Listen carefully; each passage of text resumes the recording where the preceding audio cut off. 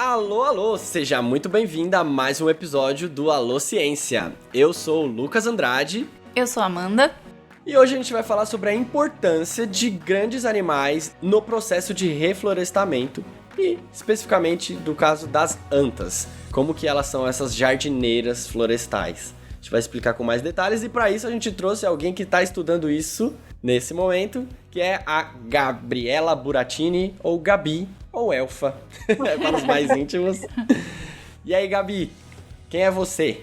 Oi, tudo bem? Eu sou a Gabi, ou Elfa, como o Lucas ou o Tom falou, né? Então eu estudei com a Sol e com o Tom na faculdade, jogava basquete com a Sol. E acho que a Gabi é mais ou menos essa atleta wannabe querendo ser... tentando ser cientista de anta. Boa! A Sol sou eu, tá, gente? Sou a Amanda. E o Tom sou eu. Longa história pra explicar esse apelido. Mas é isso, e você agora tá estudando como introduzir antas, né? Resumidamente, como introduzir antas como um método de reflorestamento, certo? De refaunação, né? Isso, eu tô trabalhando num projeto que faz a introdução de antas e eu tô vendo como ela faz dispersão de semente, ajudando nesse processo de reflorestamento, né? Aumentando e melhorando as florestas. Beleza, sem grandes spoilers, bora logo pra nossa pauta. Sobe a vinheta, Amanda Guedes.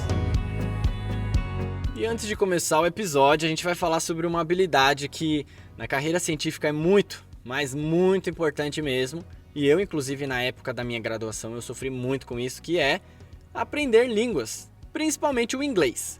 O inglês a gente até fala, né, que é a língua da ciência. Os principais artigos científicos e congressos estão em inglês. Nas pós-graduações internacionais, eles obrigam que você passe em exames de proficiência em inglês, tipo TOEFL ou IELTS. E até em muitas pós-graduações aqui no Brasil também, viu? Então, esse é o momento para você investir em você. E o Cambly tá com uma oportunidade para você. O Cambly é uma plataforma para estudar idiomas online e também para treinar o seu inglês. O site e o aplicativo têm aulas particulares com professoras e professores do mundo inteiro. Professores nativos de países de língua inglesa, tipo Estados Unidos, Canadá, Austrália, Inglaterra. Você pode acessar o site 24 horas por dia. E é só se cadastrar. E você pode entrar numa conversa na hora com alguém disponível. Ou então agendar. E o Cambly está lançando a Black Friday mais cedo esse ano. Eles estão com a maior promoção da história do site. São 60% de desconto nos planos anuais, no Cambly e no Cambly Kids. Tem plano a partir de R$ 62,00 por mês para você começar hoje mesmo. Mas não perde tempo, a promoção fica válida até dia 26 de novembro. E quem comprar um plano anual até esse domingo, dia 21 de novembro, ganha uma semana de aulas adicionais grátis, além dos 60% de desconto. O link para a promoção tá na descrição desse episódio. Ou entra no site e usa o nosso cupom, que é ALO-BF. BF de Black Friday, entendeu? ALO-BF. Lembrando que Cambly se escreve C-A-M-B-L-Y, beleza? Não esquece que investir em você é sempre a melhor opção. E por esse precinho melhor ainda, né? E repetindo, corre que a promoção só vai até dia 26 de novembro. Agora bora pro nosso episódio. Como conservar uma floresta? Tipo uma mata atlântica, um cerrado ou floresta amazônica, por exemplo. Se a gente perguntar isso para qualquer pessoa, eu tenho certeza que o que vem na mente é encher aquele local de mais plantas. Tipo plantar árvore. Sim, plantar árvore faz sim parte desse processo que a gente chama de reflorestamento. Mas existem diversas outras medidas que a gente precisa fazer para garantir o bom funcionamento e a manutenção daquela floresta. E para ela durar mais tempo também. Por exemplo, se você plantar uma área cheia de mudas de figueira, por exemplo, que ela produz um fruto, que é grande, mas ele tem várias sementes pequenas. Sozinhas, essas mudinhas de figueiras, elas podem até crescer, ficarem frondosas e até florescerem. Mas para as flores produzirem frutos, talvez elas precisem de uma ajuda da polinização por pequenos animais, tipo as abelhas, que a gente discutiu isso no nosso saudoso episódio 10. Mas a ajuda dos animais ela não para por aí. Quando aquele monte de figueira produzir frutos, elas também vão precisar da ajuda de pequenos animais que comem os seus frutos, tipo pássaros e roedores. Esses animais eles comem e correm para bem longe e defecam as sementes daquela figueira. Essas sementes germinam e crescem, gerando uma nova árvore longe da planta mãe. Esse processo se chama dispersão e a gente também já discutiu ele aqui no Alociência no nosso episódio 81. Mas e se essas árvores, em vez de serem figueiras, elas fossem árvores com sementes maiores? Tipo um gerivá. Qual animal consegue comer aquele caroço tão grande e fazer aquilo sair pelo cocô? Um rato não conseguiria fazer isso, nem um bem-te-vi, por exemplo. Então, para se fazer uma floresta funcional e que dure muito tempo, a gente não precisa só de árvores, insetos e pequenas aves e mamíferos. A gente vai precisar de animais grandes e que gostem de comer frutas. Nesse episódio, a gente vai falar sobre a importância da presença de grandes animais frugívoros na conservação de florestas e a falta que eles fazem quando somem. Especificamente, a gente vai focar nas antas. A gente vai falar sobre como esse animal pode ajudar em várias coisas importantes, tipo barrar o aquecimento global. E no fim, a gente vai contar sobre um projeto de conservação e reintrodução dessas verdadeiras jardineiras das florestas, que tem a ver com o projeto de mestrado da Gabi, a nossa convidada de hoje. Então vamos começar essa discussão, Gabi. Seguinte, eu li numa notícia aqui, que vou linkar no post, inclusive, que ele diz o seguinte: a primeira frase da notícia é assim: uma floresta sem antas é uma floresta que corre grande perigo de extinção. Isso é exagero ou não? Exagero não, é um pouco, né? Sempre é, mas não deixa de ter o seu fundo de verdade, né? Porque, conforme você já falou, as antas, elas têm um papel muito importante nas florestas, que é diferente dos outros animais que têm um papel parecido com ela, né? Porque o papel dela é ser dispersora de semente.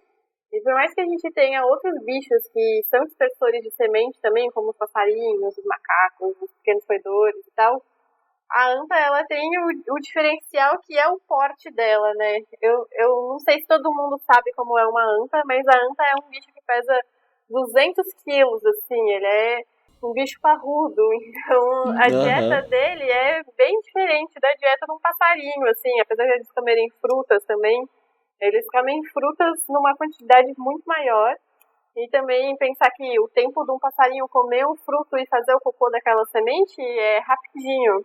Nesse tempo, o passarinho só dá um pulinho, uns 2 pulinhos, já fez cocô ali mesmo, enquanto a anta, para ela comer o fruto passar por todo o trato digestivo dela e ela fazer aquele cocô, ela já percorreu muitos quilômetros, então, por mais que, mesmo se ela e o passarinho comerem os mesmos frutos, a anta leva essa semente a uma distância muito, muito maior do que o passarinho é capaz de fazer. Então, a anta tem esse papel muito ímpar nas florestas. E ela faz isso com uma qualidade melhor também, né? Tipo, ela faz melhor que uma cutia, por exemplo, faria, ou até um morcego faria. As cutias e os roedores em geral, eles atuam também como predador de semente, né? Então eles furam e comem as sementes e danificam elas, que elas não conseguem mais germinar. Então a anta, ela faz isso bem porque ela engole a semente inteira mesmo e o trato digestivo dela quase... ela danifica as sementes às vezes, mas em geral ela não danifica as sementes no trato digestivo. É meio que engole inteira, assim, a semente. Imagina um bicho enorme comendo umas frutinhas, ele mastiga ali rapidinho, já engole e vai com a semente inteira mesmo, e aí ela passa inteira pelo trato digestivo dela e a semente sai pronta para germinar no cocôzinho dela, que às vezes com os outros bichos isso não acontece, né? Às vezes o trato digestivo do animal ou a mastigação quebra a semente e tal, e aí já não dá tão bom. É perfeito, que já vem adubadinho com o cocô ali dela, perfeito. E se comparar com um passarinho, né, tem a quantidade que come e a quantidade que caga também, né? Sim, verdade. E eu falei dos morcegos também, vou linkar no post um estudo da Carolina Bello, 2015, que ela compara com os morcegos também. E ela fala que os morcegos, eles podem dispersar muitas sementes, eles são muito importantes para isso. Inclusive, a gente faz um episódio só de morcegos. Mas, às vezes, eles dispersam só em áreas mais abertas ou nas bordas das florestas. E esses locais são dificilmente propícios para aquela semente germinar e se tornar uma árvore. Meio que não é espaçado, assim, né, esses locais. Então, tá aí, a anta, ela é um dispersor de qualidade, assim, né? É muito importante nesse sentido, né?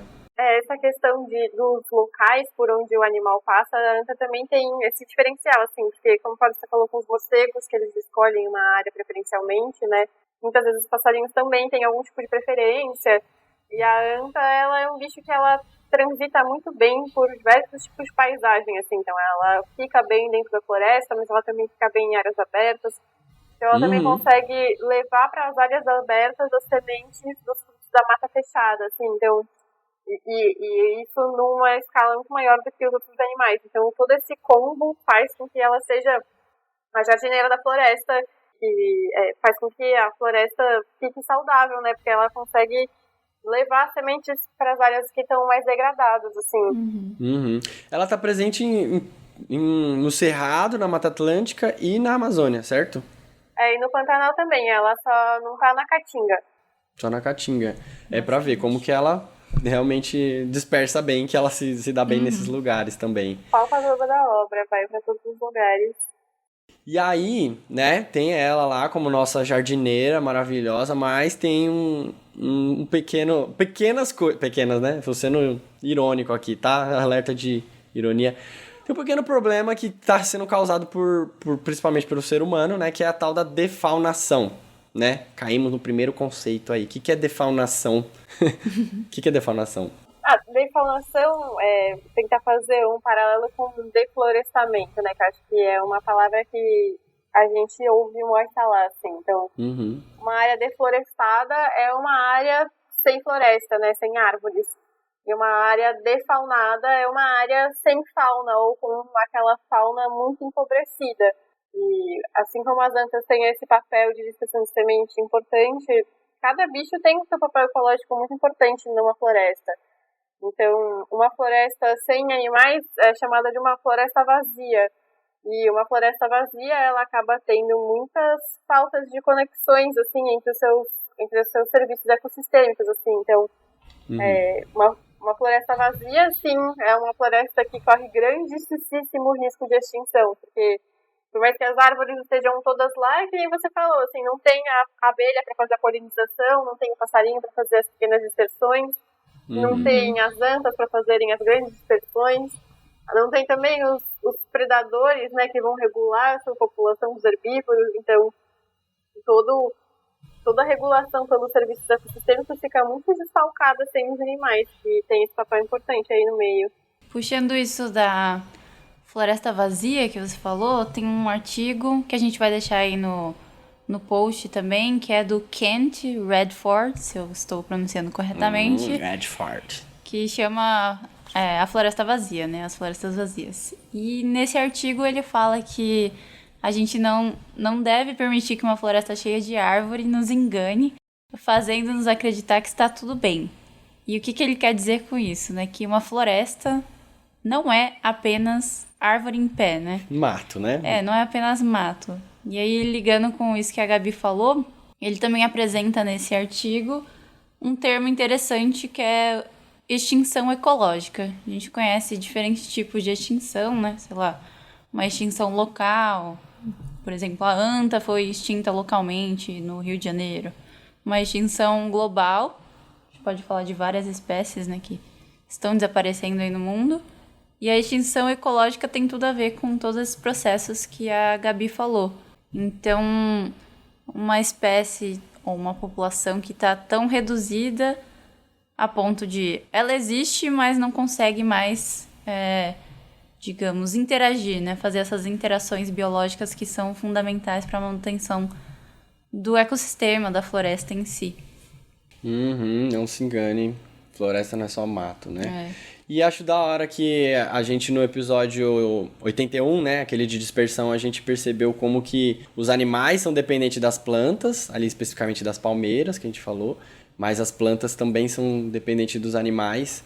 Então, tá tudo... É isso, né? Tá tudo conectado. Tudo conectado, né? É uma frase que acaba sendo meio jovem místico, mas é meio que a gente tem que olhar pras florestas como se fosse... Eu gosto de olhar pras florestas como se fosse uma placa-mãe, sabe? É tipo assim, é a tecnologia mais high-tech que existe no planeta. E a gente tá ainda tentando entender enquanto destrói, né? Mas, enfim, tentando entender as conexões dela ali, porque ela funciona há tanto tempo, assim, né? Sendo bem resumista, claro. Mas então, aí tá rolando essa defaunação. E por que ocorre essa defaunação, né? Eu dei spoiler aqui que a gente tem muito a ver com isso. Por que os animais que são muito importantes para essas funções ecológicas, por que eles estão sumindo? O que tá fazendo eles sumirem?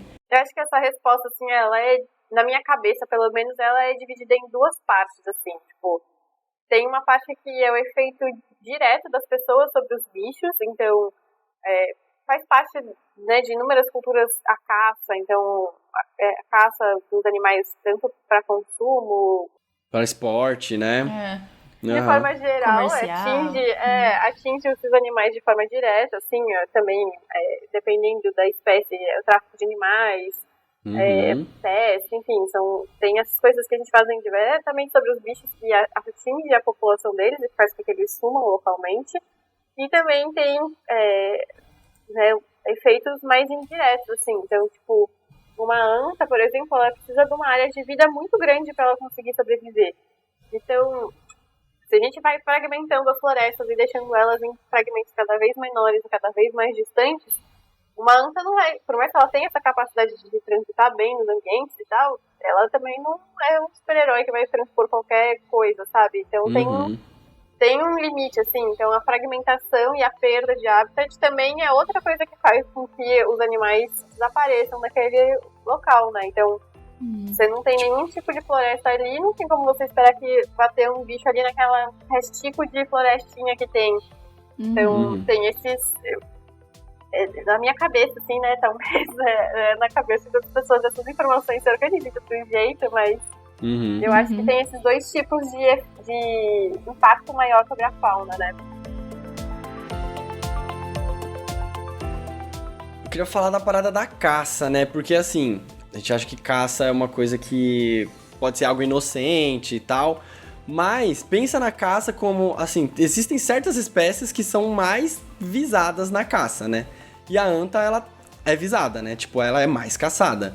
Por vários fatores, como você disse. Se olhar pra dispersão e pensar, tipo, morcegos não são caçados, né? Ou cutias, por exemplo, eles fazem essa dispersão não tão boa quanto a anta, mas fazem, né? Mas a anta, ela tem esse up a mais, assim, essa característica a mais de dispersar sementes de maior porte. E que no começo eu até falei, ela ajuda a gente a barrar o aquecimento global. O que isso tem a ver, né? As árvores com maiores frutos, geralmente elas têm maiores sementes e geralmente são árvores de grande porte, ou seja, que tem mais lenho, são mais parrudona, grossas mesmo.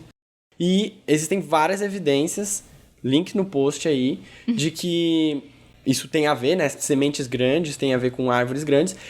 E essas árvores de tamanho maior, de porte maior, elas aprisionam uma grande quantidade de carbono dentro delas. Isso tem a ver com a densidade da madeira dela, o diâmetro dela e até a altura dela. Essas três características são as que a gente fala que é positivamente relacionada à capacidade da árvore de estocar carbono dentro dela. Ou seja, a anta, ela pega a semente grande de árvores grandes e essas árvores grandes são muito importantes para limpar o ar, né? Tirar o carbono do ar e ajudando a gente a barrar o aquecimento global. Outra coisa que essas árvores grandes, assim, também tem de plus, assim, é que elas também têm as raízes muito profundas, né? Então, ao mesmo tempo que ela ajuda ali o sequestro de carbono, ela também ajuda a água a percolar no solo e alimentar os lençóis freáticos, assim. Então, é um bicho muito power que faz essas árvores grandes dispersarem melhor, assim. Então, também tem muito a ver com essa questão do ciclo da água e que a gente está vendo aí os efeitos, né, do mau funcionamento do ciclo da água hoje em dia. Então, assisti uma palestra uma vez que era de outro projeto que trabalhava com antas também, mas era lá na Costa Rica, e um dos principais, né, que nem pra gente é muito relevante essa questão do sequestro de carbono, para eles era muito relevante a questão da segurança hídrica. Então, para eles, a anta era um animal muito interessante, assim, por causa das plantas grandes, mas as plantas grandes pelas raízes profundas que ajudam a percolar água no solo, que também é outro superpoder aí das árvores grandes. Sim, velho. Outro serviço aí que estão nos prestando gratuitamente. Uhum. Então, quando a gente fala que caça ameaça esses animais, não é só porque, coitado do bichinho fofinho, deixa ele viver. A gente tá falando sobre água que vai faltar, que pode faltar pra gente. A gente tá falando sobre aquecimento global. E isso afeta a gente indiretamente. Alô pessoal, tudo bem? Aqui é o Caramelo e eu vim dar um recadinho rápido pra você. Se você tá gostando desse episódio, é um bom momento pra gente lembrar que o Alociência é um projeto independente, ou seja, a gente só se mantém no ar graças às nossas campanhas de financiamento coletivo. Então se você pode contribuir financeiramente com a gente todo mês, você pode entrar no apoia.se/Alociência ou no patreon.com/Alociência. Fazendo isso, você ganha acesso ao nosso grupo exclusivo de apoiadores do WhatsApp, que a gente faz umas discussões sobre os bastidores e também a gente faz alguns sorteios exclusivos de vez em quando. Agora, se você não pode doar financeiramente todo mês, mas quer doar um dinheirinho pra gente, você pode fazer isso pela nossa chave Pix, que é o e-mail contato@alociência.com.br. E se você não pode contribuir financeiramente nesse momento, você pode divulgar a gente nas suas redes sociais, indicar um episódio para aquele amigo que você sabe que vai gostar do tema. Isso já ajuda bastante. E se você estiver ouvindo pelo YouTube, é um bom momento para você dar um like, se inscrever no nosso canal e ativar o sininho para receber as notificações. Bora voltar pro episódio? Tá, então a gente falou que tá rolando essa defaunação e a gente precisa resolver esse problema, né? Porque a gente já mostrou que o sumiço dessas antas está sendo um grande problema. Gabi, como a gente resolve essa situação? Como que a gente repovoa essas florestas que estão vazias? Essa é uma pergunta bem cabeluda, assim, é um processo muito difícil de fazer com que esses animais voltem a ocorrer onde eles ocorriam anteriormente, né?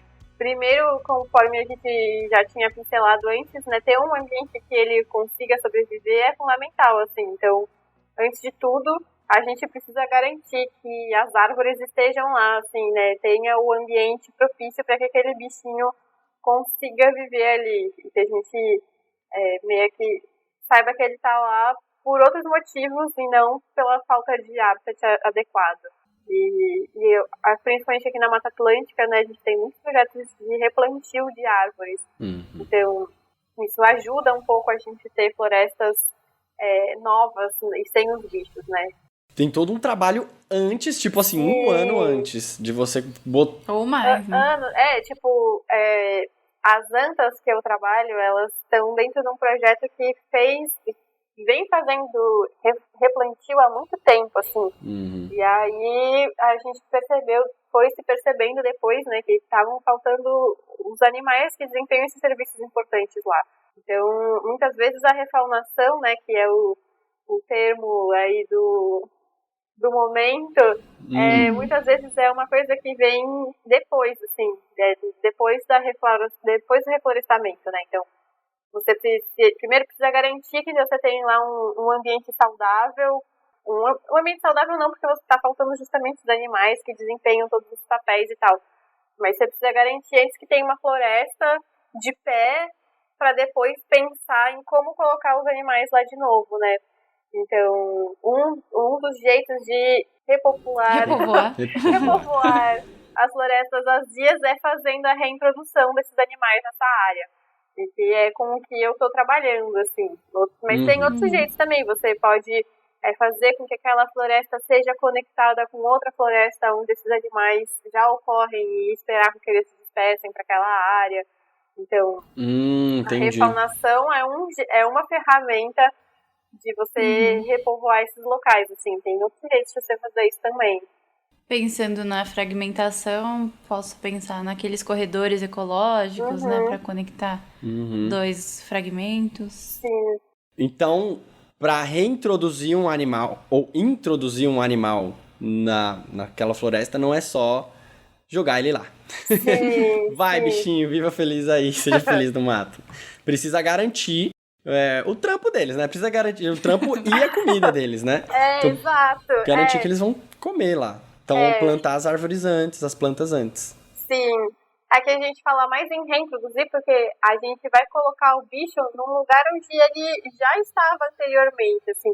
Então, a gente colocar as antas aqui no Rio, a gente não está fazendo nenhuma grande novidade para os ecossistemas, assim. Porque o ecossistema da Mata Atlântica foi moldada, né, pelos processos evolutivos e tal, para ter um grande dispersor que é a anta. E aí, se você tem essa vaga aberta, fica com essa lacuna. Então, reintroduzir o animal, você só coloca ele de novo ali, desempenhando o papel para que aquela floresta tá preparada para ele desempenhar, assim. E introduzir seria você colocar um animal diferente lá, que ele não é daquele, tipo, colocar um outro grande dispersor de semente, que ele vai ter uma dieta diferente, ele vai ter um modo de vida diferente, ele, enfim, ele pode até desempenhar alguns papéis parecidos, mas outros tantos ele não vai desempenhar igual. Então isso seria uma introdução. Sim, então aí você depende muito de novo, trabalho de pessoas que pesquisaram aquele animal em específico, né? Os zoólogos e os ecólogos que pesquisaram como que esse animal se comporta, né? Isso eu acho que é uma das primeiras escolhas, assim, não, que bicho que eu vou pôr lá, né? Pra essa floresta determinada, pra aquela área determinada, né? Então, bebe de muitas referências, né? Não é um trabalho solitário, né? Sim, né, com certeza.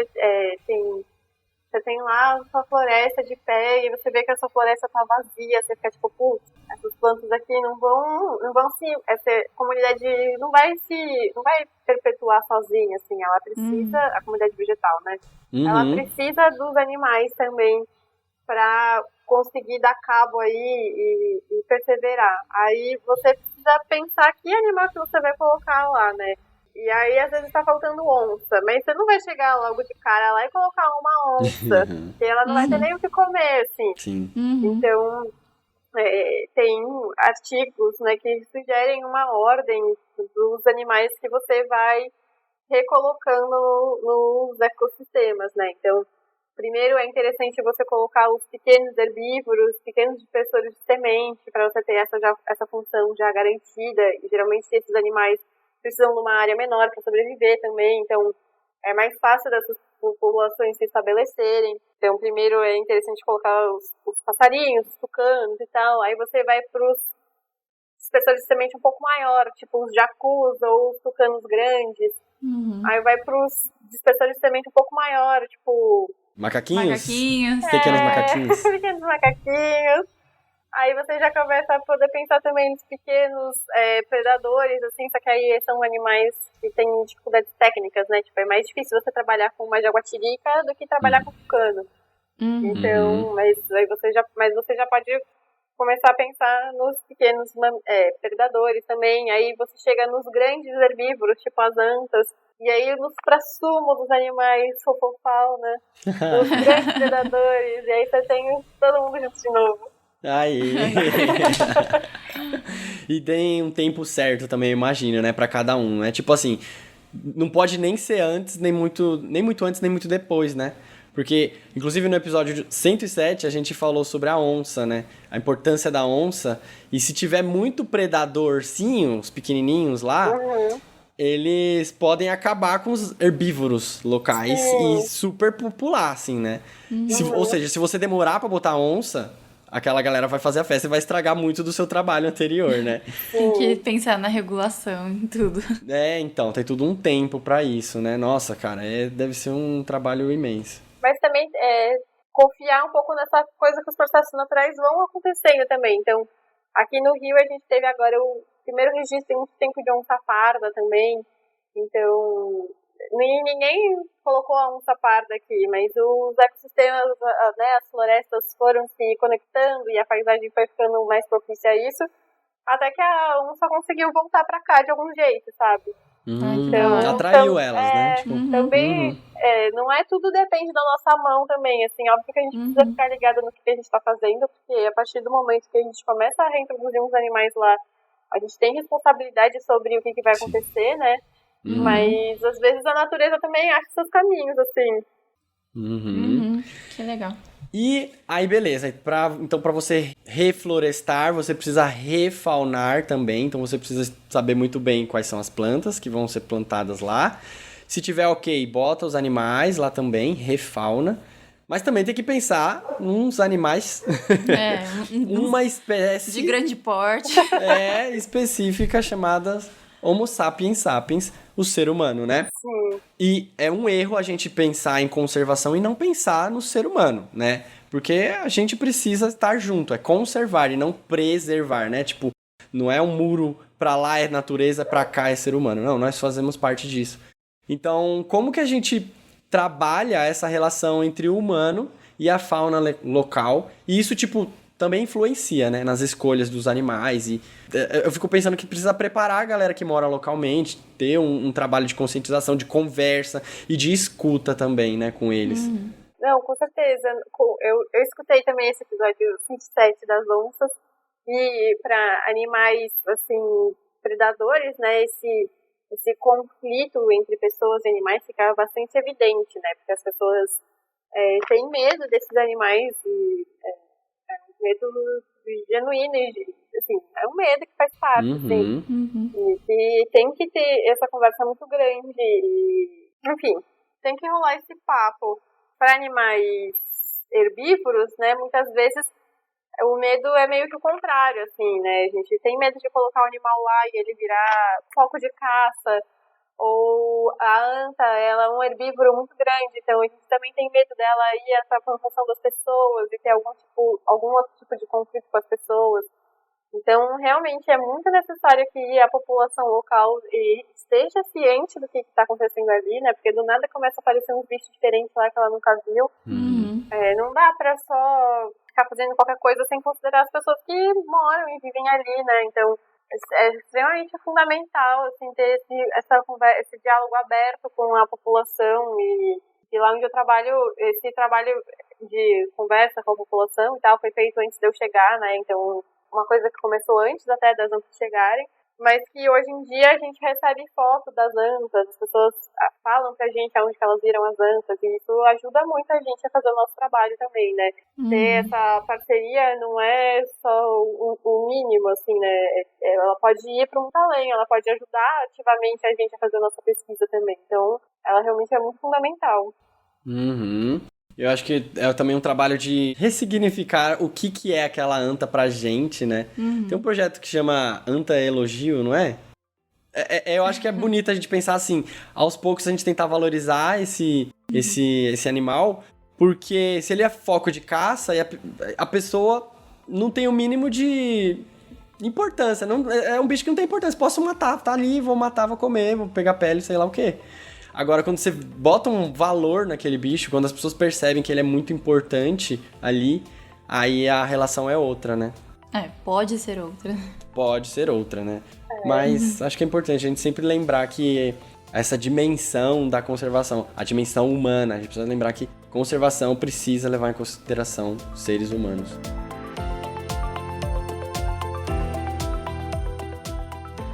E agora, para ilustrar um pouco como que isso ocorre, como que a refaunação ocorre, vamos falar um pouco do projeto Refauna. Você participa dele, né, Gabi?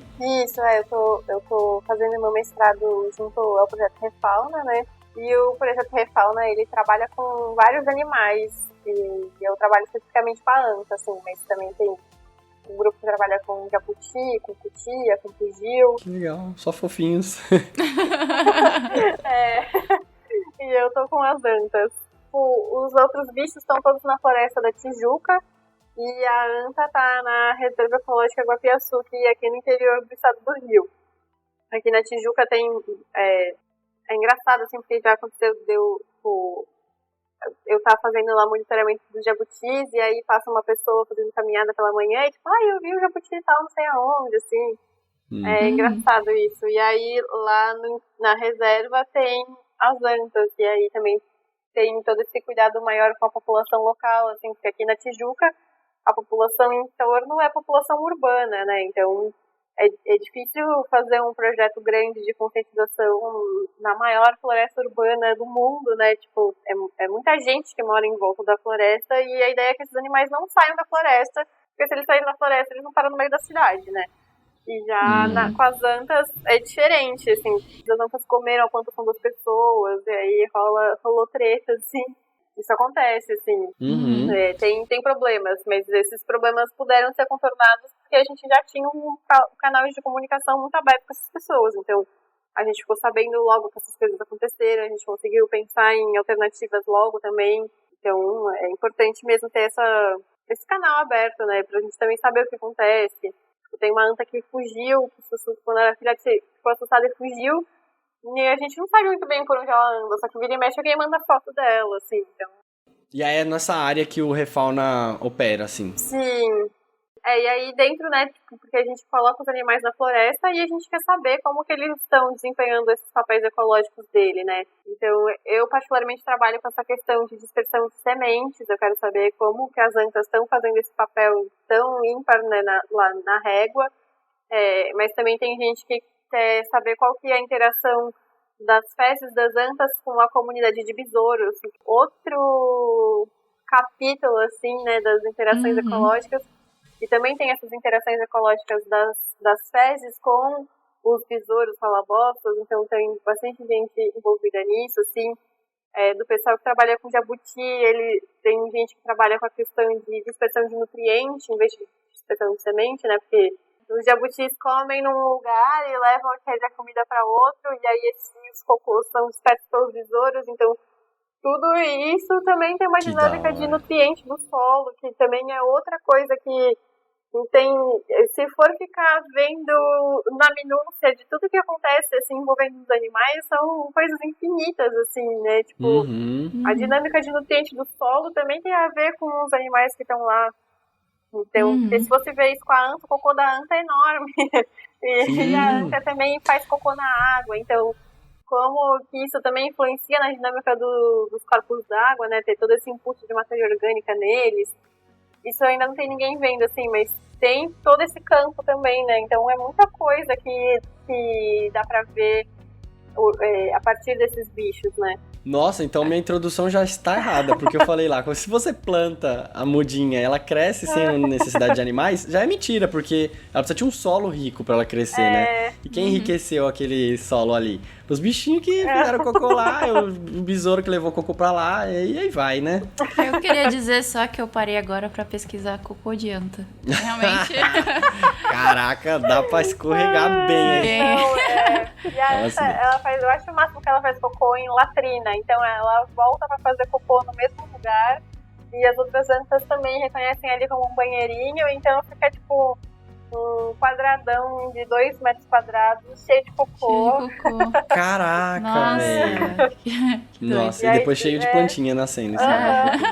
Dá pra ver uma ex-latrina, porque tem várias mudinhas de palmeira, assim, aí às vezes que eu fui pra campo, eu fui com a minha colega Natália, ela ficou, ali, tá vendo que tem várias mudinhazinhas? Ali era uma latrina. Nossa, que da hora. É muito da hora. Muito. Falando em cocô de anta, a gente quer saber, Gabi, como que é o seu mestrado? Qual que é a sua ideia? Qual pergunta você está tentando responder? Então, o meu mestrado, eu comecei ele no começo do ano passado, né? Então, a minha ideia inicial está sendo bastante diferente do que eu estou conseguindo fazer de fato por conta da pandemia, né? Não teve como fugir, né? Então, a minha ideia inicial era ver lá na régua, na reserva, né? A dispersão de semente lá dentro, assim. Então, eu queria ver nas áreas de reflorestamento mais recentes se estavam chegando sementes diferentes das plantas que tinham sido plantadas lá. Então, tem lá uma área que foi plantada, sei lá, em 2015. E aí eu sei quais plantas foram plantadas lá. Aí eu ia pegar os cocôs de lá, ver as sementes que estavam lá e ver se estava chegando alguma semente diferente das que tinham sido plantadas. E aí, com isso, eu ia ver que as plantas estavam trazendo aquelas sementes de uma floresta mais madura, né? Então, iam estar auxiliando aí no processo de reflorestamento dessas áreas. E era isso que eu queria fazer. Só que, para fazer isso, eu ia ter que ter um trabalho de campo muito extenso, assim, porque eu ia ter que ir mensalmente lá na reserva, fazer campo de uma semana para ficar percorrendo as trilhas, procurando cocô, e lavando cocô, e criando cocô. Beleza! E não teve como fazer isso, né? Porque era inviável ficar saindo do Rio de Janeiro capital, indo para uma cidade do interior, em plena pandemia, né? Custoso e perigoso. E perigoso não só pra mim, né? Eu acho fiquei muito encucada com essa questão de ir pra uma cidade pequena, sair de uma cidade grande pra uma cidade pequena, achei punk. E não só eu, né? Tipo, o laboratório todo meio que parou as atividades por um longo período, então essa era a ideia que não aconteceu. Entendi. E aí, para driblar isso, eu estou fazendo uma revisão bibliográfica agora, e aí eu estou levantando os artigos de dieta adianta aqui do Brasil, e eu vou tentar correlacionar os dados de dieta com os dados de cobertura florestal. Então, para ver se em lugares com uma alta cobertura florestal, a dieta da anta é mais rica em frutos do que numa área com menos cobertura, ela come mais frutos grandes do que na outra área, então tentar estabelecer esse paralelo entre cobertura florestal e a dieta das antas, também para ver, tipo, ela está comendo menos frutos na área mais, né, mais deflorestada. Será que isso tem alguma coisa, tipo, a ver com a saúde, né, qualidade de vida, a qualidade da dieta dos animais nas suas áreas, assim. E que será que isso implica para aquelas antas que estão vivendo numa área aberta também, né, sem floresta? E eu acho que isso deve até gerar aquele efeito tostine, sabe? Tipo, é fresquinho porque é feito na hora. Como é que é? É fresquinho porque vende muito ou vende muito porque é fresquinho, né? Tipo assim, ou seja, aquela floresta, ela tá bem florestada por causa da anta, ou a anta, ela, tipo, está presente lá por causa da presença daquelas plantas, floresta sabe? também. Da floresta. Então, tipo, eu imagino que deve dar esses bugs, assim, pra você tentar correlacionar, né? O que causa o quê? Eu acho que isso não acontece tanto porque eu acho que se não tem floresta, acho que a causa é muito clara, que é porque tem pasto e agricultura, sabe? Eu acho que eu entendo, né, quem veio primeiro, o ovo ou a galinha, mas nessas áreas que tem pouca cobertura florestal, ou elas têm uma alta cobertura de pasto e agricultura, ou elas têm uma grande área de formação natural campestre, assim, tipo, no Pantanal tem muita área aberta, né, não tem só floresta. Então, pode ser por isso também. Ou no Cerrado também tem bastante área aberta, que não é floresta, mas é natural, assim, não tem... Também tem essa coisa, né, da gente achar que um ecossistema saudável é só floresta em pé, mas não é, né? Tem inúmeros outros ecossistemas que funcionam muito bem, obrigado, sendo mais arbustinho e tal, grama.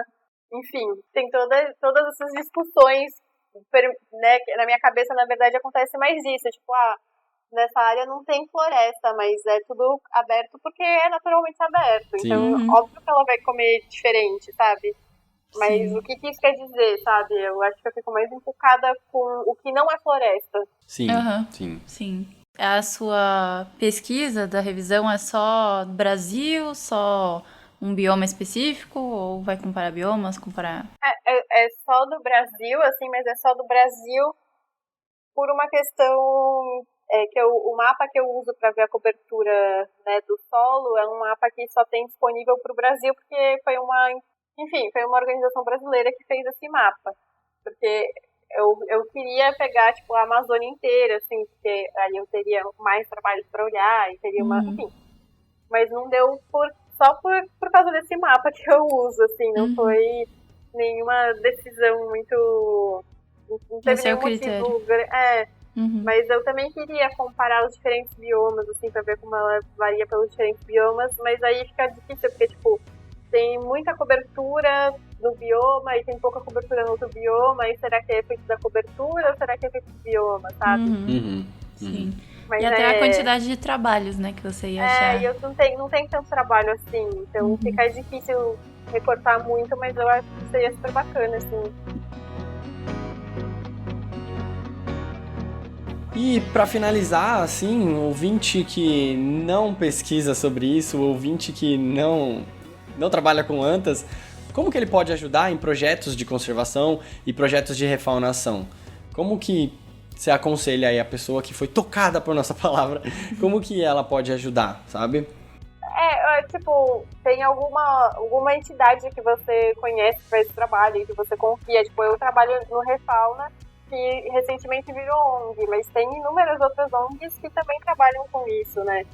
O Projeto Tamar é uma ONG que trabalha com isso também, que já está super bem estabelecida aí e tal, mas tem outras instituições que fazem isso também.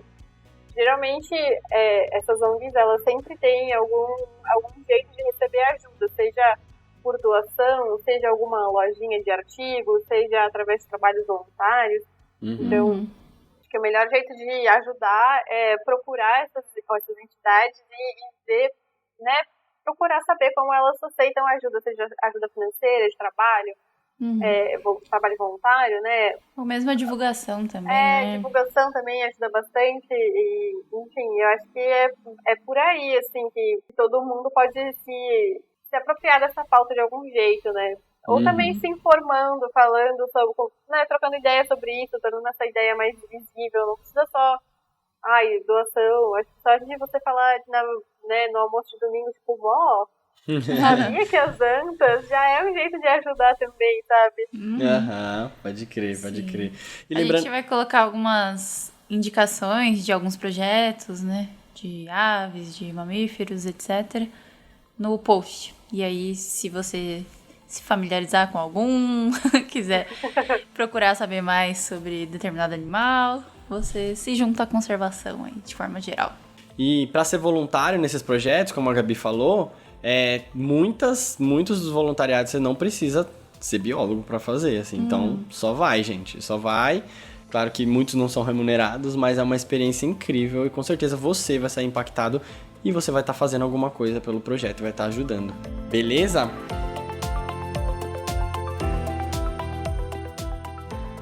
E antes de ir para o nosso quadro Disco de Ouro, eu queria convidar vocês, ouvintes, a compartilhar a gente pelas redes sociais. Se você está ouvindo a gente pelo YouTube, esse é o momento de dar o like, de apertar no sininho. E no Facebook, Twitter, Instagram, a gente é /Alociência em todos, inclusive no YouTube também. Segue a gente lá, compartilha nosso conteúdo, a gente coloca conteúdos extras lá no Instagram, principalmente. E no Twitter eu posto praticamente diariamente notícias sobre ciência, beleza? Pra você ficar bem informadinho lá. E se você quiser falar com a gente, manda e-mail pro contato@alociencia.com.br ou manda um áudio no nosso zap 11 9 3400 3751. Beleza? Para saber todas as nossas informações e ver todos os nossos episódios, vai no site alociencia.com.br. Inclusive o link de tudo que a gente cita aqui tá lá, beleza? Quer se aprofundar? Corre lá no alociencia.com.br. E vamos agora para o nosso quadro Disco de Ouro, que é o nosso quadro de dicas culturais, que tem a ver com o tema ou não, simplesmente para você curtir aí uma indicação legal aí. Quer começar, Gabi, com a sua indicação? Eu vou dar, então, 2 indicações, assim. A Gabi, ecóloga, gosta do livro The Song of the Dodo, que é um livro, é um romance, né? Não é um romance também, né? Mas não é um livro técnico, assim, é uma história. E conta a história do Wallace e do Darwin, como eles estavam pesquisando a mesma coisa ao mesmo tempo, né? Numa época que a comunicação era feita por cartas, cada um de um lado do mundo, e os dois pensaram a mesma coisa, assim. Então, eu acho esse livro bem, bem bacana. E a Gabi, que não é ecóloga, eu tenho gostado bastante de ficção científica, assim, então estava lendo eu acho que o último livro que eu li, assim, que eu gostei foi A Mão Esquerda da Escuridão, que é um livro de ficção científica, assim, sobre um planeta muito distante, com humanoides e a civilização deles, assim, acho divertido também, fica aí a dica. Link no post dessas recomendações. Amanda? As minhas recomendações, uma tem a ver com tema e outra não. A que tem a ver com tema, eu recomendo assistir um TED Talk da Patrícia Médici, que é uma especialista em antas no Brasil. Ela é realmente apaixonada pelas antas e dedica grande parte da sua vida a esses animais. E eu achei incrível assistir e ver como essa pesquisadora tem amor por esses animais e também toda essa grandiosidade e coisas maravilhosas que as antas fazem pelas florestas. São animais incríveis e anta é elogio mesmo. Boa. E a recomendação que não tem a ver com a pauta necessariamente é uma trilogia. São 3 filmes de um romance, digamos assim, que a gente descreveu como um podcast em forma de filme ou um filme em forma de podcast. Os 3 filmes são Antes do Amanhecer, Antes do Pôr do Sol e Antes da Meia-Noite. Nesses 3 filmes, tá contando a história de um casal. E o que é interessante é que os 3 filmes foram gravados com, 9 anos de diferença, Isso. acho, entre um e outro. E o casal, né, o casal de atores é o mesmo. Então, você vai acompanhando o envelhecer desses 2 atores, que é muito legal. É e lindo. o filme... É uma conversa, é um uma podcast conversa, em é uma forma podcast. de filme. E é do mesmo diretor do Boyhood, né? Isso. Esse cara gosta de mexer com pessoas envelhecendo, assim, né? E gravar. Porque o Boyhood é uma criança que vai crescendo, né? E foi gravado ao longo de anos, assim, também. Então, cara, é genial. E talvez lancem ano que vem o 4º, né? Ano que vem vai fazer 9 anos desde o último. Será que vem aí? Vamos ver. E você, Lucas? A minha recomendação, vou falar um que tem a ver e outro que não tem a ver também. E são 2 podcasts. Um é um podcast chamado Habitat, da Folha, e é um podcast narrativo, diferente do nosso, que é Mesa Redonda. Um podcast narrativo, ele te leva pro lugar, ele te leva pros biomas, e aí, cada episódio eles falam de uma extinção e um bioma ao mesmo tempo. Então, ele vai pra Mata Atlântica, o outro pro Cerrado. Tem um episódio que eles vão pro Pantanal e elas vão ver que o Pantanal tá bem seco na área onde elas foram, é meio triste, assim. E no episódio final fala bastante sobre a última extinção, que é o que tá acontecendo agora, que é causada pelo ser humano. Então, é lindo, é bonito, também meio triste, mas tem que ouvir. E é um formato diferente, é feito pela Folha, muito bem feito, assim, e financiado pelo Serrapilheira também. Muito legal, muito bom. E o outro é um podcast narrativo também, chamado Doutor Morte, que ele é traduzido dos Estados Unidos, que é Dr. Death, e conta a história de um doutor real mesmo, a primeira temporada.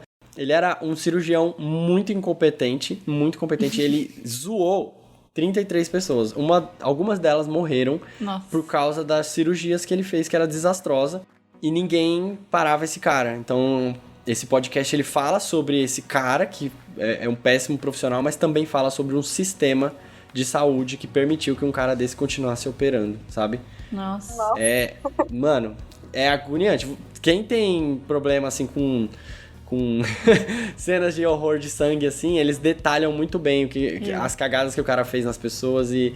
Mano, você desmaia, você tá, tipo, ouvindo no chão, assim, por posição fetal, tipo, ai. Mas é muito bom, muito bem feito. É isso. Acho que é isso. É isso. Esse TED Talk da Madison é muito bom mesmo. Eu também já assisti. É emocionante também, assim. É bem bacana. Massa. Todos os links no post. E eu queria agradecer, Gabi, a oportunidade aí de você dar seu jabá. Você quer passar suas redes sociais, alguma coisa aí pra galera? Tá vendendo alguma coisa?